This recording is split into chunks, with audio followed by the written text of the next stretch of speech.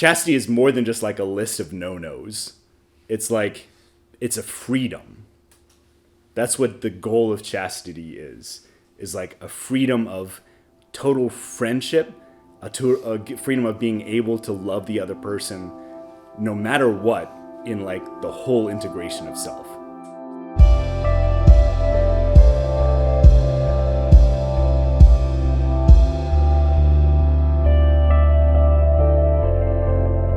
When we talk or think about chastity, we often think of it as like a list of things that you're not allowed to do. Like if you're chaste, you don't do this, you don't do that, you certainly don't do that. You know, this is how you dress, this is what you talk about. This is like the kind of conversations and relationships that you have. Like in chastity, it's kind of like, it feels like this list of things that you're like, you know, you can't cross these lines because if you do, then you're unchaste, right? But that's not entirely inaccurate. But the thing is that chastity is a virtue, right? And any virtue is like, is a couple of things. It's a habit. It's something that we're building up as a habit, right?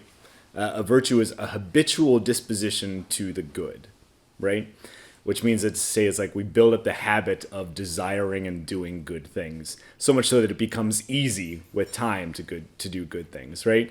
And because of that, it's also like a virtue is a freedom to be able to love more fully, or like on the other side of the spectrum, a slavery to be unable to love. Does that make sense? So if you're like with the virtue of honesty, right? As someone who's totally honest has built up that habit so much that they're able to love by speaking truly, even when it's incredibly difficult, right? And somebody who's like a pathological liar, who rather than be in like the virtuous category is in like the vice, the vicious category. Somebody who's a pathological liar has a very hard time telling the truth, even when it should be easy. They lie for like no reason whatsoever. They're just used to lying, right? In the same way, all of the virtues are on one side a freedom and on the other side a slavery. Like the freedom is the freedom to be able to love people fully and to see them and to offer yourself to them as a total gift of self, like we've been talking about, right? Without like the temptation to use them in any way, right? Whereas the slavery is like an inclination, a habitual inclination, so you're just used to using them rather than loving them. So somebody who's chaste is able to like love someone even when there's opportunity to take advantage of them.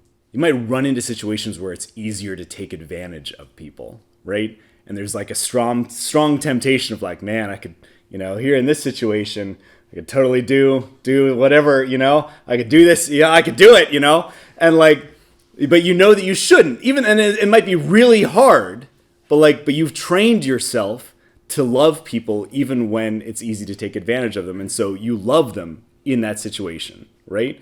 Whereas somebody who's like trained themselves to take advantage of other people in that respect, to use them rather than to love them fully as a gift of self, are going to have like an immensely difficult time actually loving them, even when they're like set up for success in that respect, because they've trained themselves to see other people as an opportunity for use.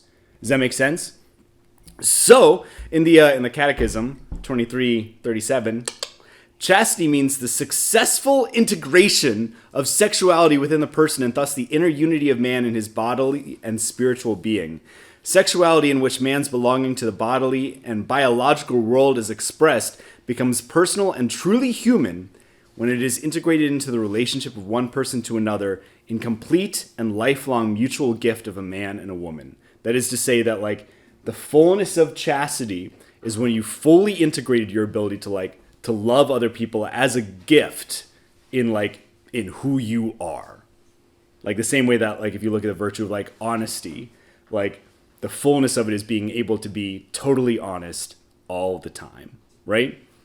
Charity is the form of all the virtues. So all the virtues are different ways of loving. Isn't that awesome? Actually, think about that for a moment.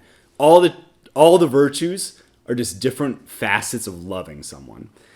Under its influence, charity that is, chastity appears as a school of the gift of the person. Self-mastery is ordered to the gift of self. Think about that. Self-mastery. So like the idea of being able to say no to certain things and yes to other things, like is ordered towards being able to give yourself most fully, right? Chastity leads him who practices it to become a witness to his neighbor of God's fidelity and loving kindness. And this is what I love. The virtue of chastity blossoms in friendship. It shows the disciple how to follow and imitate him who has chosen us as friends, who has given himself totally to us and allows us to participate in his divine estate. Chastity is a promise of immortality. Like, think about Christ who chose celibacy, chose to be the spouse of like the entire church. Like, he does that so that he can give himself as a total gift, like in friendship, in laying down his life for his friends to all people. Isn't that nifty? So like, all that to say, chastity is being able to love people rather than being like habitually inclined to use them. So all of the like sins against chastity are bad because they train us to use people rather than give ourselves fully to them, right? So if you run down the list, like pornography and masturbation, you look at them and you're like, well, they're not harming anyone, right? It's just like me alone on my phone /TV /computer /whatever, right? But the problem is that it is on a very deep level, like training you to use other people for pleasure, even if it's just like looking at them for pleasure, rather than giving them and receiving them as like a total gift of all of who they are. Does that make sense? Like it's literally training you to see them as just body parts and not as a person. And so if you do that, you are training yourself in all of your relationships to use people rather than to love them fully. And that's probably something that like, it's something that you can experience actually. Like when you're in really bad ruts as far as like sins against chastity, it's like you notice that it starts to screw around with your relationships, right? In the same way, like looking at people lustfully and like thinking about people lustfully, like it kind of happens that those thoughts just are gonna pop in there from time to time. But like we all know that there are times where it's like you have the thought and you're like, nah, don't think about that, you know? And the other times where you're like, yeah, I'm gonna sit with that one for a little while, right? Like there are times that you engage with it a little bit more, and that's when it becomes like a choice to see that other person as something other than who they truly are in their fullness of being, right? Like adultery and fornication, right? Like having sex outside of marriage are all like, they're training us to see the other person as like something to be taken advantage of, to like use in a way that's not in their best interests, even if it like maybe seems like it is or they think it is, right? It's all training us to use the other person rather than to give ourselves in a total committed gift of self, like in marriage.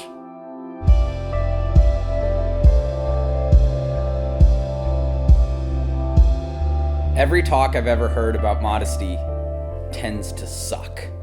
And the reason why, I think, is because people get into this idea of saying like, okay, well, we're going to have a dress code and we're going to say, this is what is okay and this is what is not okay. That's a really bad way to go down, because it comes down to this subjective understanding of like, oh, well, I know exactly what is modest and what is not modest. Whereas it can be wonky. And so it's a bit lengthy, but I have a quote that I think perfectly sums up what modesty is, and then we can kind of unpack it. So this is from C.S. Lewis, and he's actually talking about the virtue of chastity. So, the Christian rule of chastity must not be confused with the social rule of modesty, or propriety, or decency. The social rule of propriety lays down how much of the human body should be displayed, and what subjects can be referred to, and in what words according to the customs of a given social circle. Thus, while the rule of chastity is the same for all Christians at all times, the rule of propriety changes. A girl in the Pacific Islands wearing hardly any clothes, and a Victorian lady completely covered in clothes might both be equally modest, proper, or decent, according to the standards of their own societies. And both, for all we could tell by their dress, might be equally chaste or equally unchaste. Some of the language which chaste women used in Shakespeare's time would have been used in the 19th century only by a woman completely abandoned. When people break the rule of propriety current in their own time and place, if they do so in order to excite lust in themselves or others, then they are offending against chastity. But if they break it through ignorance or carelessness, they are guilty only of bad manners. When, as often happens, they break it defiantly in order to shock or embarrass others, they are not necessarily being unchaste, but they are being uncharitable. For it is uncharitable to take pleasure in making other people uncomfortable. I do not think that a very strict or fussy standard of propriety is any proof of chastity or any help to it, and I therefore regard the great relaxation and simplifying of the rule which has taken place in my own lifetime as a good thing. He goes on to describe more and more. But like the concept of like, okay, well, what a woman wears in the Pacific Islands versus in Victorian England is drastically different, and you really can point to like, no, one person isn't necessarily being modest over another. It really depends upon the society and the context that you're at. Like, same case of, I've always used this like in a modern context. Think about a beach. When you go to a beach, you're expecting to see more skin. If you saw the amount of skin that you saw on a beach in a church, you would be scandalized. Why? Because you're not expecting to see that much skin at church, but you're expecting to see that at the beach. Why? Because the context, the culture, is what it is of like, okay, well, no, I'm going to be getting wet. I don't want to get as many clothes wet at the beach. Okay, what is the point of what I'm wearing and how I'm wearing it? You are a body and a soul. And so to reveal your body to somebody is in a certain sense to reveal your soul. That's why I think it's helpful to ask yourself, well, what am I wearing and why am I wearing it? Because I am revealing something of my body and I'm giving you knowledge of my body. But the question is why and to what purpose and all those different things. Claire, you had a question. Nick, what do you and Father have to say about modesty beyond how you dress and how you present yourself, like pertaining to clothing, and getting into behavior, speech, how you carry yourself, etc.? Because modesty is about, I think we all know that modesty is about more than just what you pull out of your closet on a Thursday morning. There are ways that you can cross sort of boundaries and limits in just like the way that you act with other people, the things that you share with other people. You probably shouldn't go just like super deep with people like that you just meet on the street, all the time, There is something nice about talking with strangers that you're never going to see again, like on the plane or something, just totally being honest and open with them. But like, it's something worth like the same way that